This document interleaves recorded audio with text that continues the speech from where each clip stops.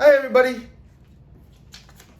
Tyson here again, and this is Commons Foods at Home. So I'm going to do a little something different this week. I'm not going to focus on a recipe.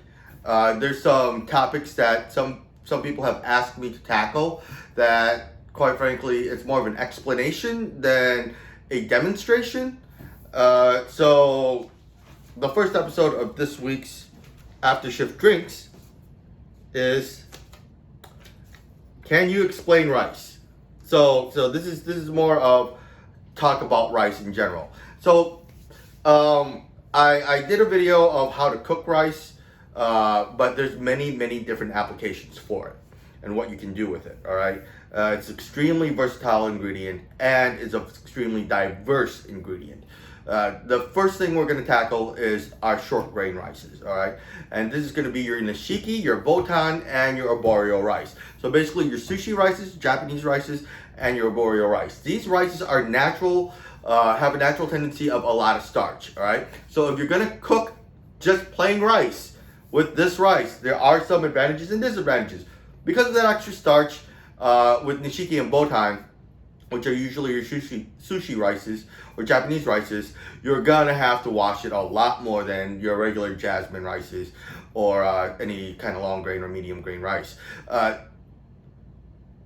The advantage of cooking this is, one, the application is still the same as far as these rices go compared to jasmine rice. So you could cook it, wait a day, use it for fried rice, just like jasmine rice. The advantages of eating it plain is that nishiki and botan naturally have a buttery flavor. However, in having that buttery flavor, you do lose the aroma of, say, jasmine rice. Now, going to arborio, you use that for risotto. And the key to the creaminess of risotto is actually not any dairy, it's the starch in the rice. So what you do with risotto is you actually saute it first, pretty much, right?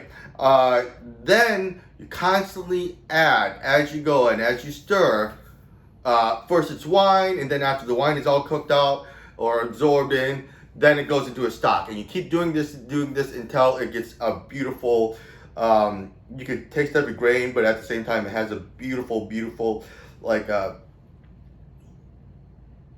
porridgey, silky texture about it. Then let's go into our medium grain rices, which is jasmine rice. Again, just like nishiki and botan, you cook it the same way. It's a very forgiving rice, and it's beautiful.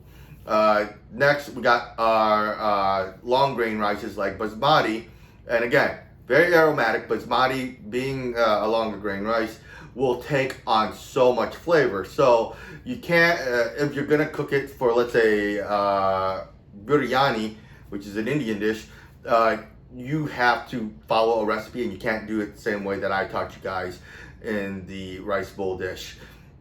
Because you're gonna need different ingredients. The more ingredients you put into the water that you cook with the rice, the difference is gonna be in the ratio of water, so you can't do the finger trick.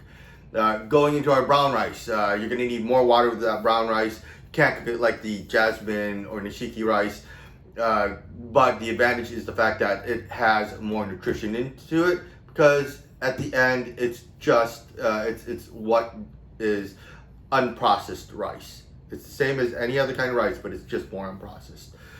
Then you got your long grain rices, which are great.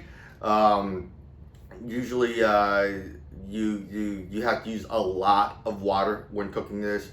In a pot is best. Keep an eye on it, but it does have its applications. I find that it's a great rice to use for accenting instead of featuring. But yeah, in general, rice is rice. It's great. There's many applications. I suggest whatever you're going to use, make sure that you're using the right kind of rice. All right. This has been Commons Foods at Home.